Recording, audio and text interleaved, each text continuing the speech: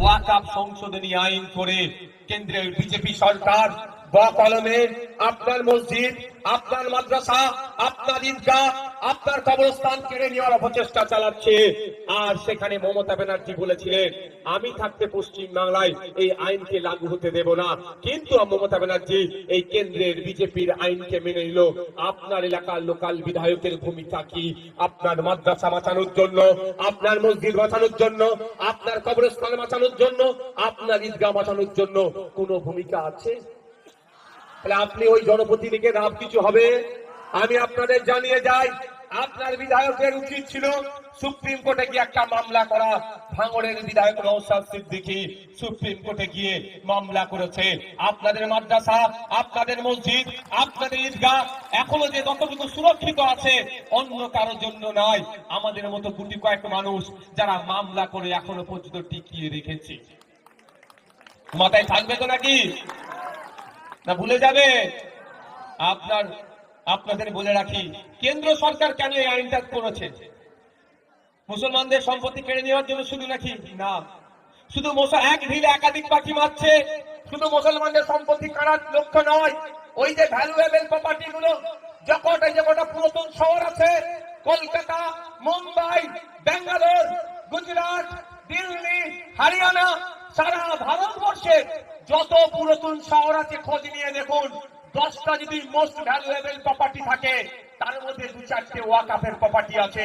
ওই প্রপার্টি গুলো এখন মোদিজির বন্ধুর নজর পড়েছে, শিল্পপতিদের নজর পড়েছে।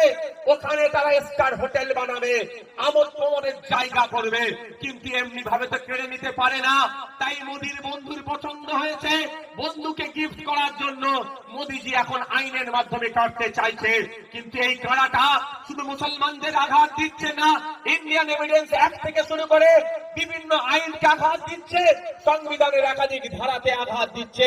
তাই আমরা সংবিধান প্রেমী মানুষেরা সংবিধানকে প্রোটেক্ট করার জন্য, রক্ষা করার জন্য এর যেমন প্রতিবাদ করছি, কিন্তু আমরা আগামী দিনেও দেখছি আজকে এরা ওয়াকফের সম্পত্তি লুট করছে, কালকে এরা গুরুদুয়ারার সম্পত্তি লুট করবে, পরশুদিন এরা জাহারখানের সম্পত্তি লুট করবে, তারপরের দিনে এরা গারমখানের সম্পত্তি লুট করবে, তারপরের দিন এরা গির্জার সম্পত্তি লুট করবে, এরপরে তারা হিন্দু সমাজের ধর্মীয় সম্পত্তিগুলোকে, এই মন্দিরের দেবীর নামে সম্পত্তিগুলোকে লুট করার চেষ্টা করবে।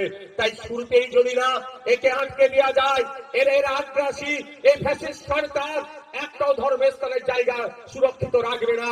সবটাই ব্যক্তিগত স্বার্থ চরিতার্থের জন্য দখল করে নেবে নতুন আইনের মাধ্যমে। গত কয়েকদিন আগে দেখছিলাম যে বিভিন্ন পেপার পত্রিকাতে, বিভিন্ন সোশ্যাল মিডিয়ার মাধ্যমে দেখতে পাচ্ছিলাম যে আরএসএস এর সদর দপ্তর দিল্লিতে আছে, তাদের গাড়ি পার্ক করার মতো জায়গা আর পাচ্ছিল না। 140 বছরের পুরাতন একটি মন্দিরকে তারা ভেঙে চুরমার করে দিয়ে, উড়িয়ে দিয়ে ওই জায়গাটাকে খালি করে এদের গাড়ি পার্কিং এর জায়গা করছে। তাহলে বুঝুন, এদের যখন প্রয়োজন হবে ওয়াকফ সম্পত্তি আইনের মাধ্যমে নিয়ে নেবে।